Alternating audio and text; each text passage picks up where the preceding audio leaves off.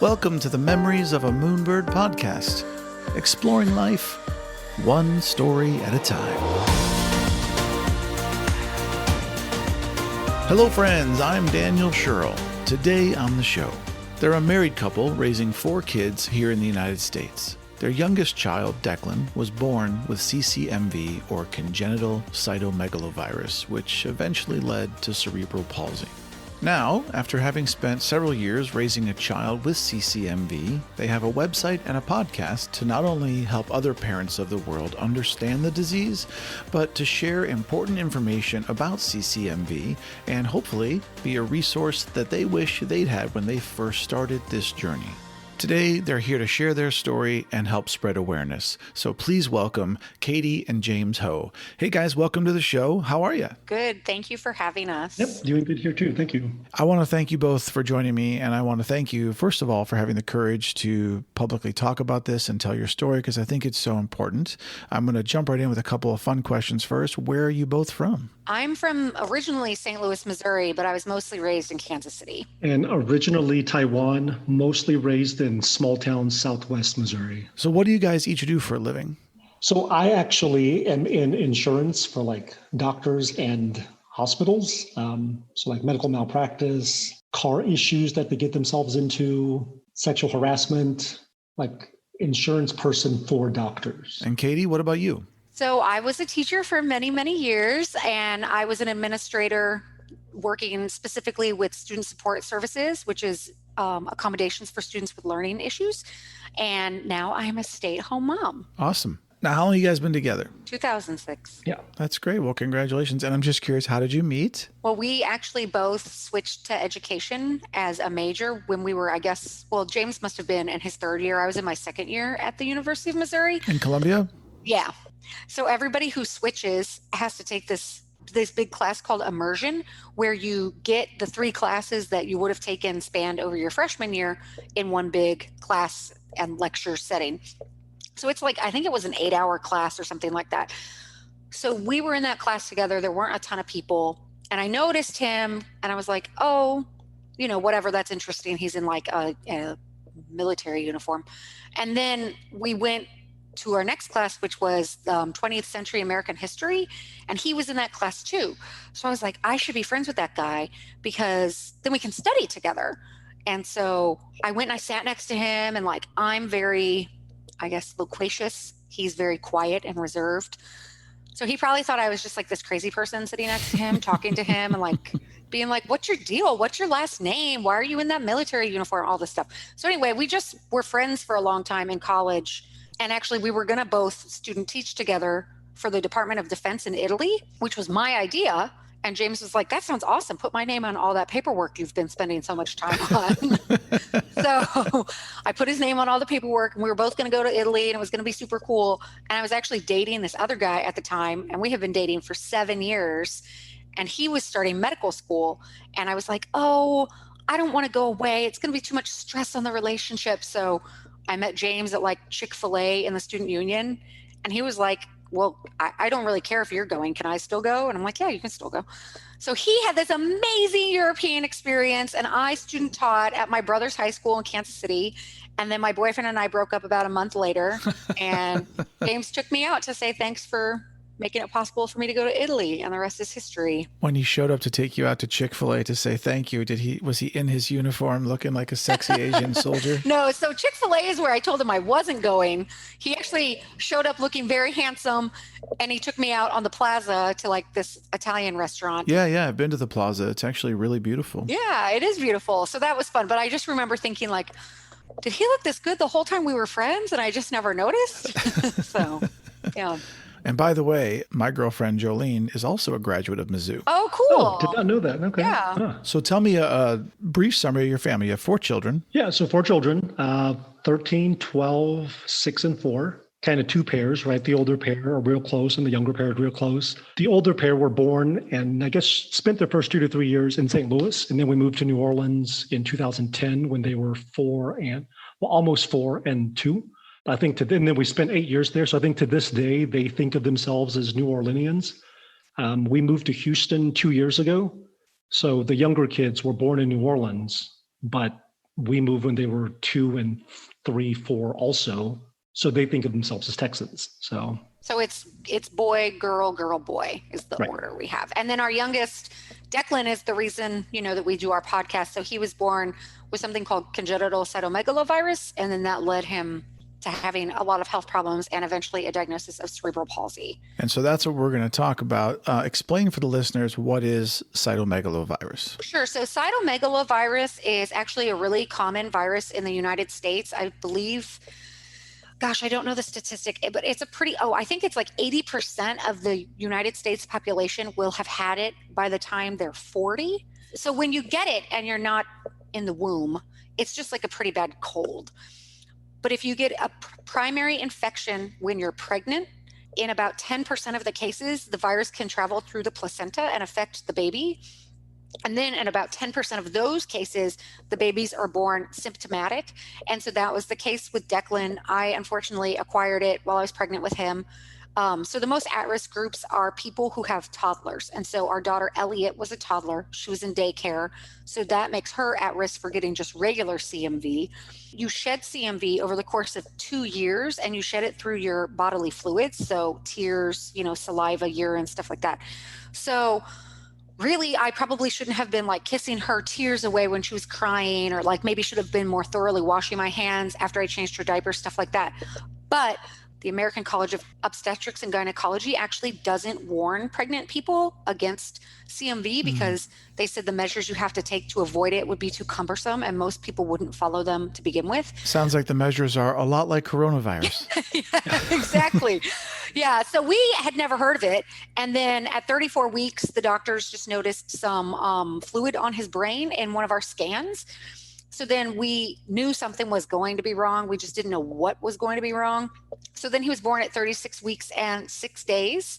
And he was like almost 6 pounds, but he had like his stomach was enlarged because he had an enlarged liver and an enlarged spleen. He had petechia, which is red dots kind of all over his body. And then a lot of babies with it are born with microcephaly, which is like a smaller brain, but then also your head also is smaller, which people are most likely associate that with Zika virus. So anyway, they diagnosed him with CMV, with congenital CMV, and he had to take a pretty strong antiviral medication called Valsite for 6 months. And yeah, like most of the stuff like the spleen and the liver all kind of worked itself out, but he has permanent blindness in one eye, He has permanent blindness in one eye. One of the biggest side effects of cCMV is hearing loss, which can happen at any time really over your lifetime if you're born with CMV. So what happens with the 90% of babies who are born asymptomatic, like they go home and their parents think they're perfectly healthy, and then at about 2 they can't hear and the parents have no idea why. So usually when you have a hearing loss like that, it's a genetic cause. So then a ton of money and research goes into trying to find out why this child has gone deaf. Because if you're not diagnosed with congenital CMV in the first, I think, 3 weeks of life, they can't tell if it's congenital CMV or regular CMV. Whew, it's a lot. No, that's all very important stuff to understand. Did you know about his condition before he was born? Well, we didn't know it was CMV until about 3 days after he was born, because they had to they suspected CMV. Wait, when they told you there was like fluid in the brain, what did they tell you it could have been? And weren't you concerned at that point? Oh yeah, we were super concerned. They just didn't tell us anything. And then actually James was more concerned because we saw a specialist and he was like, yeah, there's definitely fluid on the brain, but I'm more concerned about the heart. And so obviously like we knew he was going to be sick. And I was really stressed out about it, but there's like not a lot you can do. You just kind of have to wait and see what happens when they're born. So now Declan's born, they confirm a few days later what it is.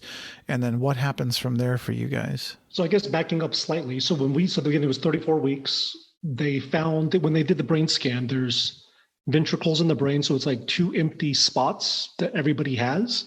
For him, those were larger than they should have been at that level of development. And one was larger than the other.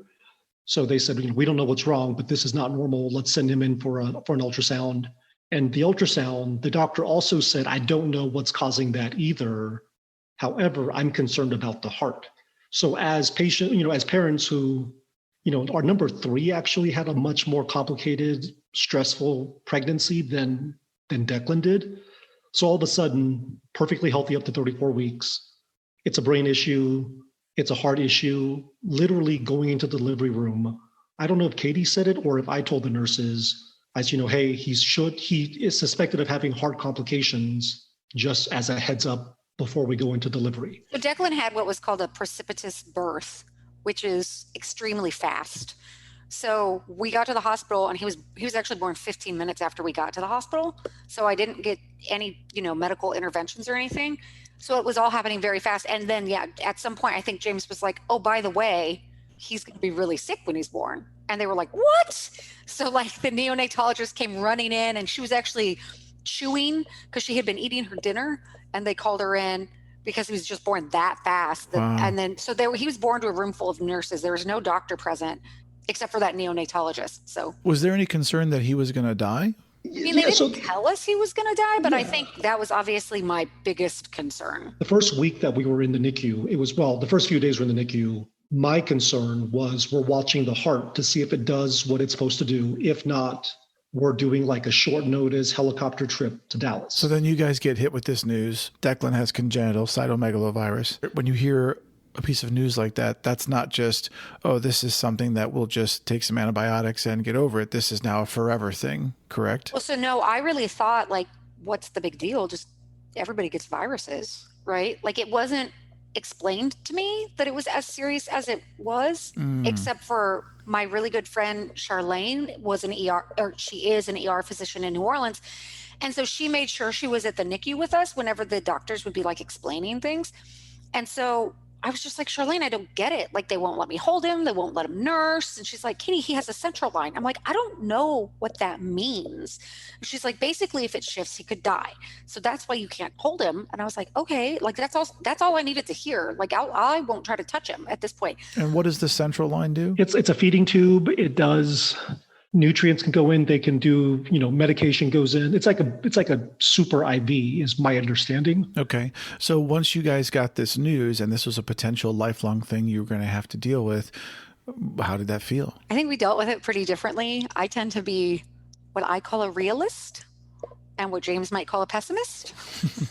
So I think I definitely, was very depressed about the information because you can't really tell what they're going to do when they're infants. And he definitely his neck was stuck to one side. It was he was always looking left. And his body was just really rigid. But he was a good baby. As soon as he nursed, he was great at nursing and everything. But I just knew I think from being a teacher, and also being the director of student support services at two different schools, I knew how hard it was for a child with a learning disability and a cognitive disability. And no one could tell me if his was a cognitive disability or a physical disability when he was an infant. And so we saw neurologists and, everybody that we could see to get an opinion from it. We even saw one neurologist in New Orleans who just was like, you need to stop wondering if he's going to ever walk because he's not. And you need to stop asking if he's going to go to school because I'm telling you right now, he's probably never going to even speak. Wow. So that was that was very unkind. Devastating. Yeah, it was devastating. And I was I think I went home and I just didn't even go back to work that day. I just went home and I cried. But James is a super optimistic person. So he had a very different take on the situation. The reason for the podcast was, when we were going through those 4 weeks, 3 days, the first 6 months of Declan's life, there just really wasn't a lot to process. I mean, there was a lot to process, but no good way of actually doing that. Again, we happened to have a medical doctor who was very close to us. She didn't have to couch her words. She could just be very honest with us. So that helped.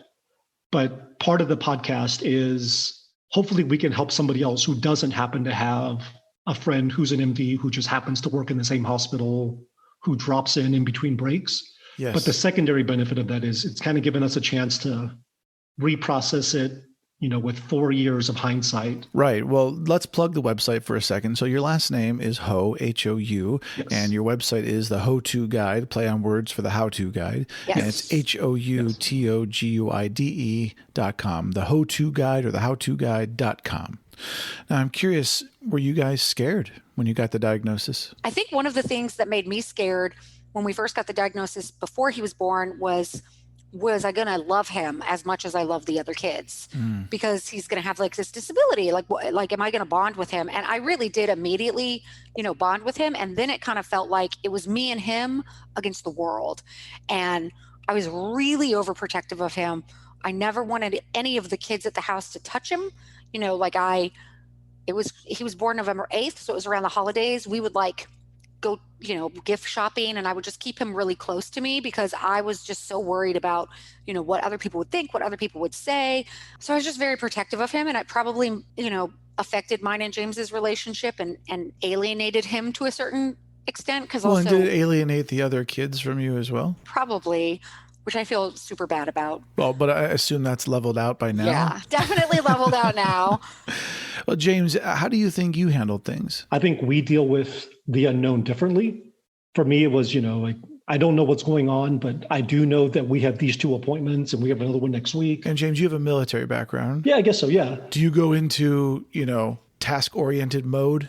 Maybe. I mean, right. It's so hard to tell why people approach things differently. I didn't know where things were going to end up, but I knew what was happening next week, right? So it was easy to focus on next week. Right now, for any listeners out there who are dealing with this, who maybe it's fresh for them or their families are just new to this thing, what's like the number 1 or 2 piece of advice you'd give them? As awkward as it is to say, I think our podcast does kind of fill a gap.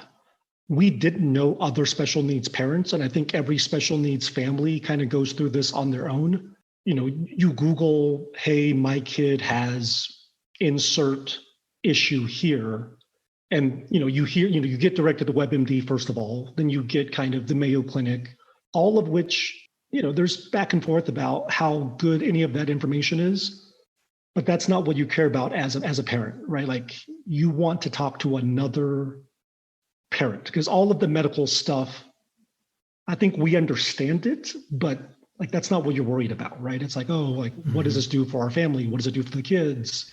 What is his first day of school going to look like? WebMD does not cover that. The Mayo Clinic does not cover that. So that's kind of the genesis of why we did the podcast. Well, in essence, you're looking for the what to expect when expecting book of cytomegalovirus or whatever disorder. Exactly. Yeah. And I would say too, to take care of yourself mentally also, which depending on your culture could be taboo. But James and I at one point actually did do couples counseling. And I think it helped a lot because for me, I couldn't understand why he wasn't sad and scared. But for, you said, with I don't think he realizes that he goes into military mode, but I think he definitely does. And so to a person who wasn't in the military, it seems like they don't care or they're heartless, but really he's just trying to cross all these things off the to-do list in order to get to the next page. Well, it's actually the opposite. They care so much that they're just trying to get you to the next thing to get through this thing. It's a gesture of love, honestly. That's what I have a lot of friends in the military. So well, and that's what we found through counseling too. And we didn't go for very long because quite frankly, we just didn't have a lot of time to devote, You're so sick because we're just so awesome. An hour a week. No, I think it completely changed any resentment that I had towards him. And also especially if your child is sick or has a disability because of something kind of that you've done, and people are like, oh, it's not your fault. But I caught a virus and it passed to him. So of course I blame myself. Also, I'm Catholic, right? So it's that Catholic guilt is raining down on you. So I definitely had a hard time talking about it with people and accepting help and support. And so probably I should have seen even just an individual counselor to process all of that. So you guys are dealing with all this stuff. You've gone to therapy. You've kind of found each other again through all of this stuff.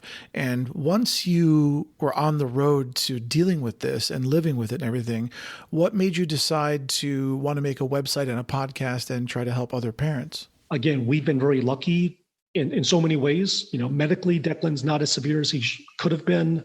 We had a really good support group. Why don't we help other people who are going through this kind of thing? Right. And so I think we saw kind of a way to frame, I don't want to say support group, but right, it was what we were missing, right? A way to frame, to be the people that we wish we would have had to talk to, but not have it be so in the best way possible, right? Like a depressing story of oh, life is so hard. Right. I mean, I don't know if you've like listened to any of the other podcasts on like disabilities and special needs families.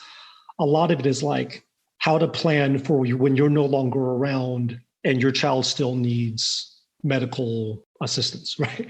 Or like how to plan your will, like how to choose somebody who will take care of your child, how to deal with the loss of a child, which is important, but like we couldn't contribute another. Well, you wanted to bring a positivity to the whole thing. Right. And I love what you said about you really essentially wanted to provide the resource that you didn't have when you were going through it. So I think that originally the focus was going to be all travel. Right. This is pre-COVID, right? Yeah. So like we had done like a huge review on zoos, like different zoos and their friendliness for like not only accessibility, but also like affordability for families. We did a big thing on the Houston Museum of Natural Science. Like we had a lot of things planned out that we were going to do. But then with COVID, it didn't seem as relevant, to talk about, all these different places that you could go and visit, which like you actually couldn't go visit, especially if you have a medically fragile child. So then it did transform more into, interviewing specialists and talking about how to do virtual physical therapy in the most effective way with a little bit of travel still sprinkled in. So where Declan's concerned, what are the biggest challenges for you today as parents? So he has cerebral palsy. So he has the kind, and there's a scientific name for it, where it's basically his lower half. So it's equal disabilities on both sides, but it's his legs mostly that are affected by it. He also has occupational therapy issues, which is fine motor. I would say now that's probably his largest issue is using his hands to do things. And he's blind in one eye. He's blind in one eye. He has super slight hearing loss, but so far is pretty good with that. He has trouble producing bile. So he's really, really skinny. So basically people with cerebral palsy, when they do an everyday task, they burn double amount the calories as a typical abled person. So he's already burning way more calories than a normal kid his age, but he also doesn't produce enough bile, which relates to weight gain. So he's super duper skinny. And then, he's sensory seeking, which a lot of times kids with like brain injury can be sensory averse. So like they don't want to put their hands in sand and stuff like that. Declan loves sensory experiences. So like roller coasters. He loves to go fast. He loves to jump. He loves to jump. He loves to do all these things, but it also results in, with food, he puts way too much in his mouth at one time called overstuffing. So he actually chokes a lot. He's not the only one. I have that problem too. That's his biggest issue for me, for him going to school full day, is he has to have an aide. I'm very just very direct with the school about this. Like he has to have an aide with him at lunchtime because he will choke. I've had to do the Heimlich on him twice already, to the point where like he was turning blue. It was legitimate choking. Now, how's his mental cognition? Oh, he's super smart. He's actually already reading. That's great. Right. So kids get tracked a certain way. And we wanted him, to the extent possible, to be in kind of the normal track, the normal classrooms. I think cognitively he can keep up. Again, I mean, he's reading at 4. I think kindergarten is probably very different now than when the 3 of us were in school. So I think he'll probably get through kindergarten okay. I'm thinking like 5th grade, 6th grade, 7th grade. When kids start to become cruel. Right, exactly. Yeah. So that's honestly my biggest concern. I mean, I think he might be one of those kids that when there's a problem on the board and nobody answers, the teacher might call on him because he will know the answers, which is, again, all fine and good until 5th grade. And then, right, so like that's a future problem. For right now, I have very little concern about him. Obviously, like choking at lunch is a big deal, but yeah, for sure. I'm not as concerned about him. Well, let me ask you a question. And just to circle back for a second, this all happened because, Katie, you got the virus while you were pregnant, correct? Yes. But you don't know specifically how you actually caught it. I do not know. So is there a way for women who are pregnant, let's say someone's listening to the show now and they're 3 months pregnant, is there a way for them to be tested to make sure they don't get this virus, or if they do, can it be dealt with if you know ahead of time that you have it? So you can, if you know you're of childbearing age, you can get tested for CMV. And if you're CMV positive, then you actually don't really have anything to worry about when you get pregnant. If you're CMV negative and then you get pregnant, then you just have to be more careful. But if you get tested for CMV when you're 3 months pregnant, they have no idea if it's a primary and you have it. They don't know if you got it while you were pregnant or if you got it before you were pregnant. So to all pregnant women out there or women planning to get pregnant, they should get tested before they get pregnant. They absolutely should. And I even have a friend at work who did ask for the test. They're like, you don't have anything to worry about because it's super rare. And she goes, well, my good friend at work got it and I want to be tested. And she actually found out she was negative. And she did also have a toddler in daycare. So when she became pregnant, she just took extra precautions because she, like knowledge is power, right? So she was aware that it was a thing. And so she knew to ask about it. But most women don't even know to ask about it. We get tested for all these other things and they give you a million things to not do when you're pregnant, but they don't warn you about, CMV and how to avoid it. Part of your question was, right, like, what does a pregnant woman do? Part of the mechanism, and again, like not medical doctor, our understanding as explained to us.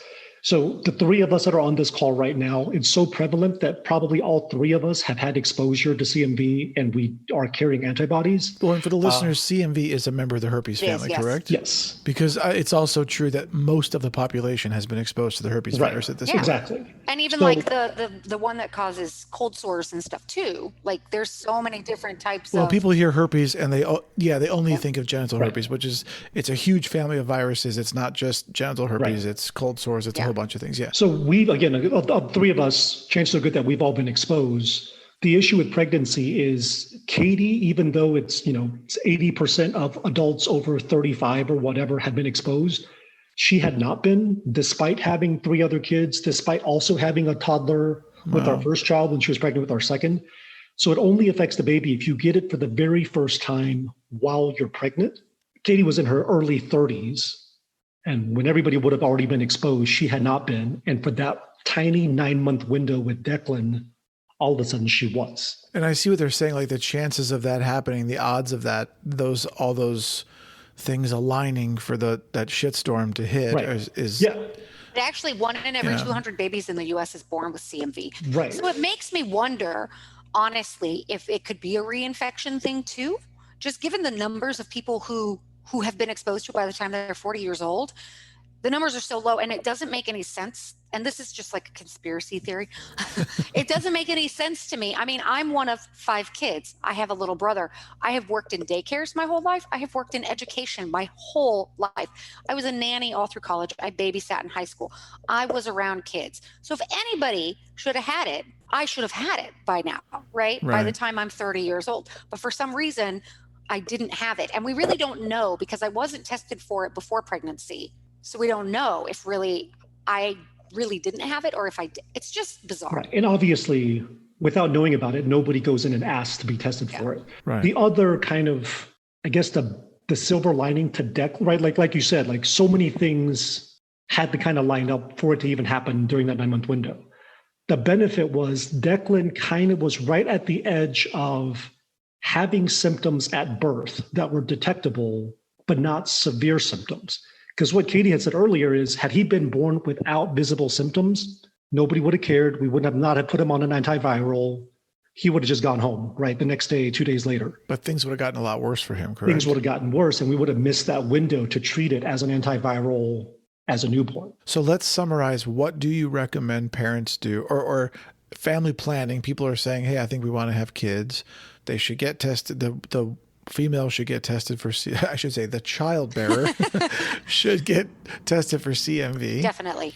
And then if they have it, they are fine. That's what all the research says right now, yes. And if they don't, then they should be very careful during the pregnancy. Especially if they work in a daycare, work in a hospital, or have a toddler who's in a daycare setting. They should wear gloves when they change diapers and stuff like that. So do you have on your website a list of things that people should, in that situation, do? I don't think we have it as a blog, but we definitely have it in the notes for our, when we did one podcast about Declan's CMV story, and also we interviewed another friend whose son had CMV, who actually did end up with hearing loss. And then we also interviewed Dr. Demler. So it's definitely in the notes for all of those, but I will add a post because that's actually a good idea that hasn't occurred to me. Yeah, as much as we talk about like how rare it is for that 9-month window to happen during that 9-month window, it is like, again, 1 out of 200 or something like that. So it's the leading cause of non-genetic disabilities in the world. Well, that's not so rare. Right, yeah, 1 out of 200 is not, but yeah.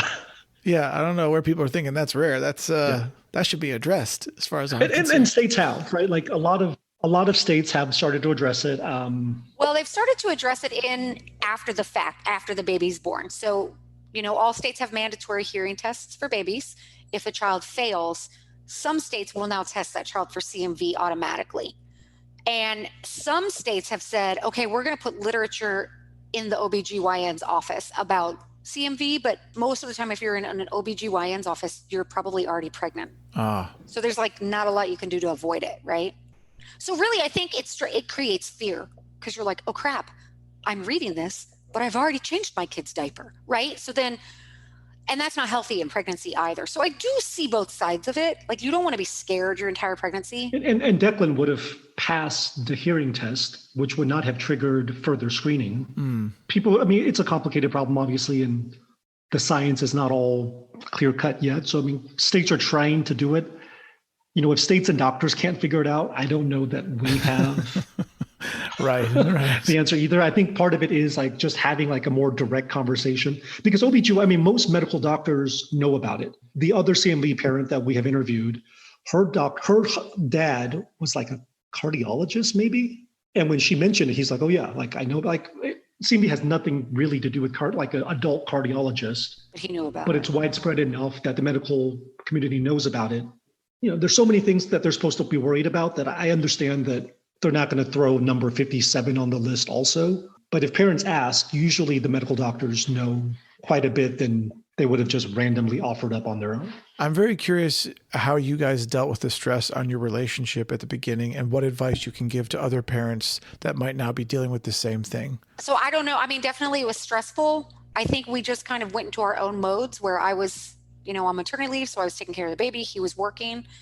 Like I said, we did end up doing counseling. And I think that helped a lot because we dealt with the situation in such opposite manners. And James, do you agree with that? Yeah, I think between two people, right? Like there is no normal, right? Everybody just does their own. So I think like having a community does help. Kind of an impartial third party that's been there before or is currently going through it also. Not that I'm looking for backup or whatever, but it's just, okay, like there's another way of looking at this that's helpful instead of like people getting tied into their way. Part of the longer term goal for the How-To Guide is there are special needs communities all over the place, but there's no like umbrella group. So in Louisiana, in New Orleans, I had an adult mentor through work, and his son is my age, but had gone through significant medical issues early also. So he kept telling me like Families Helping Families is the organization you go to. Like they were a huge help to me. You should go talk to them. If you Google Families Helping Families, like that's just such a generic term that, there's like the local food bank of whatever, Boise, Idaho calls themselves Families Helping Families. So you're hoping that your website will become a place that can help people with a specific issue? Or just like for people to say, hey, in Southwest Missouri, in Central Ohio, the equivalent of Families Helping Families of New Orleans is called, Special Needs of Central Ohio. Because right now there's no way of knowing that. Yeah, I would like to have a directory evenly. Yeah, like a directory. Yeah. Right now we have a directory of like all the national forests in different states, and like a directory of the state parks and the requirements to get an access pass. So in that same vein, I want to have a directory of like, these are the resources in your state. Right. I'm curious, how have the other kids handled everything with Declan? They're really good with Declan. They're very, very protective of him. They love him a lot. I think our oldest son has had the hardest time with it because he desperately wanted a little brother. And then he got one, but it wasn't necessarily what he thought it would be. And he's so sweet. I love all my kids. Connigan's so sweet because he's this weird, like awkward 13-year-old jock, right? So he like comes home and talks about like punching other kids and their privates and like, oh, it's fine, Mom. Everybody on the football team does it. So he's like, there's that side of him. But then there's this side where, he's throwing around the football at the park and a little kid comes up and wants to play. And then he plays with the little kid for, an hour. And then he comes home and he says, it made me so sad because I want to do that with Declan. So it's like, oh, he has this big heart. And then the girls are just, nurturers. Again, I think we've been very lucky. Yeah, I mean, that's really what I always come back to is like, we're very lucky. Like our big kids are very good with Declan. Declan's issues, whatever they are not as severe as so many other people. Well, I'm curious, what does his future look like? Is this going to get any worse, or do you think this is it? Well, actually, it's interesting you should ask that. So it's almost the 1 year anniversary of his surgery that he had called a selective dorsal rhizotomy. So a selective dorsal rhizotomy is where the doctor removes the backbone and then tests the nerves in your spine, like in your back, and clips the overactive nerves that cause spasticity. So Declan had too much tone. So now he's learning to walk using muscles, whereas before he looked like he was walking, but really it was his spasticity propelling him forward. What I didn't know going into that surgery is that even though he was walking as a kid, by the time he was in his 20s, he would have been wheelchair bound. The hope is, now that spasticity is removed, that he will gain muscle, he will learn to walk the proper way, and that he will walk that way for the rest of his life. But people with cerebral palsy, they do go downhill in terms of mobility, even if it's a mild case. Like one of the people we're interviewing with is Todd Williams. He's the PT with CP, and I think that's pretty awesome. So he's got an Instagram page and everything, and he ran the New York Marathon. And we talked about this because he actually did not have selective dorsal rhizotomy. And so he knows, like, in his future, there's a very good chance he will be wheelchair bound. Now, is there any kind of shortened life expectancy with people with CP or this virus? I think that there can be because of underlying health conditions that can go along with cerebral palsy. But cerebral palsy is such a large umbrella that I don't really know. Like, I know some people have lived to be in their 70s, like a normal, life. And some people have had such severe underlying health conditions that they haven't. Declan does sometimes get a little respiratory issues when he's sick. That's why I'm not sending my kids to school right now. But other than that, he's actually very, very healthy. So I think CP is such a broad condition that it's hard to say, really. Does that make sense? And that's part of, again, like, I feel like I'm plugging the podcast a lot, but you and I, that's your job. Go ahead, plug away. So most parents of special needs children do not themselves have special needs. And that's kind of something that we're discovering is, right, we call ourselves special needs parents, but what does that make Declan when he's a parent with special needs, right? So like, the terminology is vague and very fluid. So part of the goal of the podcast, and again, if there was another resource that we just don't know about yet, we'd love to know about it. So like Todd as somebody with CP who's an adult, who will potentially go through this change in his life, he's the only one that can have that conversation with Declan that Katie and I will never have. Right. I went through law school with a friend who was like an 18-year-old pilot, and then at 19 started losing his sight. And obviously, like, sight is the most important thing as a pilot, right? So like, you have a child who's so driven that he did all that by the time he was 18, and then it was like 6 months later, all of it goes away. I had some conversations with his parents, but still, like, I have more in common with his parents than with him as my classmate. So that's part of, right, like the podcast, we talk CMV because that's what we know, but Todd can offer so much more. Yeah, what an invaluable resource. That's amazing. Right. And like, there's really just not that, right? And like, we're kind of getting smart in that community. Like, we do want Declan to have special needs adult models, but so that's kind of, we don't have the answer for that either. Hopefully, like, the podcast becomes a community, or again. Well, I was going to say, you don't have to have all the answers, because having this resource and what you've done and created is such a fantastic way to help find those answers, right, and have the support of all this community around the world. It's an international community, that's fantastic. Well, and we just don't want to limit him in terms of what he can do. Like, we're fully prepared for him to live at home for the rest of his life, but maybe it's going to be Connigan who lives at home for the rest of his life. Like, you have no idea what your kids are going to do, right? So just not holding him back. I mean, I'm the youngest of 7 kids, and I got to tell you, I was the one stuck at home for a long time. Someone asked me the other day if my mother had a house, like, in a nice area of the country, and she had a small guest home, would I ever consider going back home? And I said, are you kidding me? Like, being near my family, but far enough away to have my own place, but I get to hang out with my mom and have free rent and someone doing my laundry? Let's do that right now. Yeah. Sure. That's hilarious. Well, How has COVID actually affected your situation now with the pandemic continuing and cases on the rise a little bit? Do you guys have to be extra careful with him because of it? We are, because, cerebral palsy is considered an at-risk community for COVID complications. We don't know really if he's going to be at risk or not. So I just keep him home. And is that difficult for you as a parent? No, I mean, I love my kids. Everybody loves their kids, obviously. I am especially equipped, I guess, to help them with virtual school because I was a teacher for so long. So I definitely feel for those parents who, are like a banker, and then all of a sudden their kids are at home and they have to help their kids with school and they don't know how. I'm enjoying it. We also have a daughter with asthma, and her allergist said like she would be one of the kids who ends up intubated if they caught COVID. So we just keep them all home. Well, let's talk about a couple of worldwide and personal questions. How do you guys feel about the state of the world today as parents? Well, right now, with COVID, Declan can't go into in-person therapy, and I just want to shake people and tell them to put their masks over their noses because he's only has 6 years post-op to make gains. Declan is able to function in a virtual setting. It's not as good, but he's able to do it. So yeah, I mean, again, obviously terrible all around. We are we are very grateful that Declan is able to kind of stay above water despite challenges. Again, things could have very easily gone the other way, and if his condition was a little bit worse. Well, I mean, gratitude is a wonderful thing. And I think your awareness of that is awesome, and the ability to spread that to other parents and be thankful for the little things, I read a great quote once that said, be very thankful for all the things you don't have. Right. Exactly. But also I think it's a scary time to be a woman. I think it's a scary time to be non-white. James. In America. Yeah, in America. And James came over as an immigrant. He only got his citizenship, in college, James?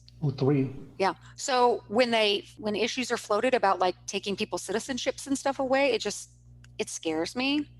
Right when COVID happened, I was driving back from Missouri with the kids all by myself, and we were in a gas station in Texas, and somebody made Asian, I don't know how to say it, they pulled their eyes into slits towards my oldest son, Connigan. So stuff like that, he's 13 years old. Why are you, he's born and raised here. Most definitely. Well, Katie, if you were elected president of the United States of America tomorrow, what are the first 3 things you would do? Oh, 3 things. Okay. Well, I would probably work on just public education. Public education, 1. Number 2. Okay, number 2. Gosh, I don't know. This is a hard question. I guess I would make social services more readily available for people who need them. Awesome. Number 3. Oh, man. Universal health care. Yes. Does that fall under social services, or can that be separate? It can be separate. Okay. That's wonderful. Yeah. James, what about you? First 3 things as president, the first Asian president of the United States. Right. It's basic, universal basic income, right? $1,000 for everybody is what the first Asian president would have wanted had things gone the other way. I'm down for that. Healthcare, education. I mean, honestly, you can't just take mine. We're very lucky, and we've benefited from all of that. So I think not everybody has the same access. So healthcare, education, and what's your third thing you would do? Just very broadly, I guess, opportunity. James, do you think that the human race will survive and have a bright future? Are you optimistic? I am. Yeah. I think so. The pendulum swings. Yeah. Katie? Naturally the pessimistic person. I don't know. I mean, I think of the book Children of Men, and I'm like, oh my God, is that where we're headed right now? So I don't know. I hope so. What's the first book you read or movie you saw that made you cry? Oh, Rudy. The movie Rudy. Do either or both of you believe in God? I mean, I do. I'm religious to an extent of a pick and choose Catholic, right? Okay. Catholic light? Catholic light, yes. Or diet Catholic? Okay, James? Short answer, probably no. But grateful for things that work out. So. Okay. Dogs or cats? Which one do you prefer? Dogs. Same, yeah. Do either of you have a favorite food? Just pretty much anything Italian.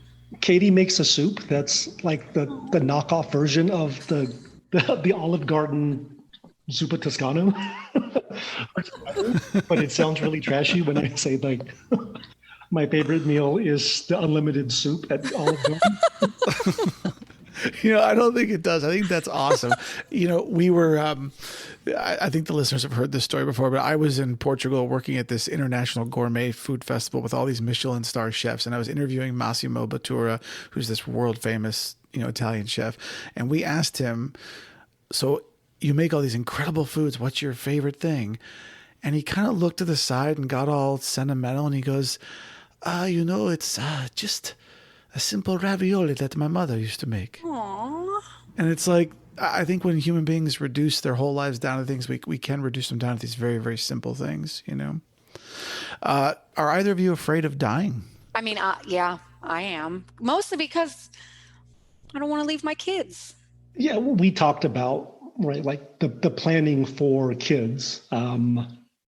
Definitely very concerned, right? Like there's a lot to do between now and then, especially for number 4. So yeah. Do you think you weren't afraid of dying before you had children? I guess personally, no, except for like work left undone, right? So if either of you could tell your younger selves anything, you transport back in time to when you were like 15 or 20, what would you tell young Katie and young James? I guess just it's gonna, things get better. It's hard to be, well, you're one of 7. It's hard to be one of many. And maybe like when you're the younger set, you're not maybe given as much attention as the older ones and stuff. So life always gets better. James? Probably I'm the opposite of what Katie said. Right, like teenage boys. Things are going to get worse, little James. Enjoy it teenage now. Boys, Don't talk to that girl in education class. No, I'm just kidding. Teenage boys do stupid stuff. I probably could have been nicer to people as a teenage boy in hindsight. So I could have been the make it better instead of like doing stupid stuff that teenage boys do. So what do you think is the purpose of art? I think it's to maybe, how do I phrase this? It's to like express ideas that maybe words can't necessarily put justice to. James? I think I'm the same way, actually. Just make sure you reverse this in editing so that I said it. Yeah, not fair, James Ho. You cannot copy my James, answers. But that's a compliment. You have great answers. James, what does success in life look like to you? I think raising like happy, functioning, well-adjusted kids. Right, like as adults, we all carry baggage, but if I can leave my kids with a little bit less, that's a good life well lived. Katie? So actually, I'm going to copy his. It's raising good people, like people with hearts who give and who love and who don't judge other people. And for both of you, what's your spirit animal? I guess I'll say tiger, because people joke that the kids are so good in school because their dad's Asian, but in reality, I'm the tiger mom. So I'm going to say it's a tiger. Plus, it's the Missouri Tigers. So there you go. The Mizzou Tigers. That's awesome. James? Probably a dog, but specifically our dog, who's just like super chill and will just sit on the couch. I think in a perfect world, I would spend a lot of time napping on the couch. I love it. So at the end of the podcast, the thing I do with every single person is I play a game called 299 Philosophical and Life Questions with Moonbird. I have this list I've collected over the years of all these questions from 1 to 299. Normally the interviewer picks 2 random numbers, but I'll let you each pick 1 number. So you each give me your number of the question you like, and I will read you that question. Who wants to go first? 55. 55. Where is your favorite place in the entire world to go? And to the bathroom is not an acceptable answer. Yeah. Probably not a particular, like a specific place, but I do enjoy being outdoors. Like normal life, work-wise, family-wise, is pretty hectic. So this has been really good. Yeah, it's just... Yeah, outdoors is a great answer. Okay, Katie, what's your number between 1 and 299? 17. 17. Here we go. Oh, you already answered that one on the podcast. Pick another one. Okay, let me think now. That's hard. Through 299. 299. Okay. What would your pet say about you if we asked for a reference? Oh, that I am impatient and mean. That I don't like when they put mud on the couch. You don't think they would say that they're very well taken care of and loved? I hope that they would. They're both sleeping in their very fancy kennels right now. So yes, well taken care of and loved, hopefully. Well, in closing, is there anything else you'd like to tell people? I would say, one, a lot of what we want to do with the website is kind of a crowdsourced right? Like knowing the family support group of Ohio is not something we will ever know. Part of the challenge is if you Google special needs family Ohio, you're going to get like the Ohio Family Services page, right? Which is very different than like what special needs parents can offer each other. So that would be the one. If like listeners out there, we would love a contribution of effort, but just give us like a starting point so that we could, even if it's just a nationwide directory of 3 organizations in small towns throughout the Midwest. That's 3 more than we have so far. Well, so if any listeners out there are hearing this and they have some of this information, please contact James and Katie. It would be wonderful to add your information to their forthcoming directory. Or if anybody is already doing what we're trying to do, but better, like we're more than happy to contribute. Like we're not in this so that we become like whatever, right? Like it's not a contest, but it is very random, like who you run into. So it could be somebody who's, been doing this for 5 years. They have a directory, they have whatever, and we just don't know about it. And it'd be helpful for us personally, instead of trying to build this out ourselves, kind of figuring out what's good for us, hoping it's good for other people too. Katie and James Ho, I can't thank you enough for coming in today and sharing your story. For friends and listeners out there, remember it's the How-To Guide or How-To Guide, TheHouguide.com. And sincerely wish you and your family the best of luck with everything you're doing. Thank you very much for having us. Take care. Thank you. You too. Thank you. Friends and listeners, while you're out there visiting Katie and James's website, make sure you head over to patreon.com/Moonbird and throw $1 our way to support the show. Every little bit helps us keep this going. And if you'd like even more Moonbird in your life, and hey, who wouldn't? Head on over to memoriesofamoonbird.com or visit me on social media at Memories of a Moonbird. Stay safe.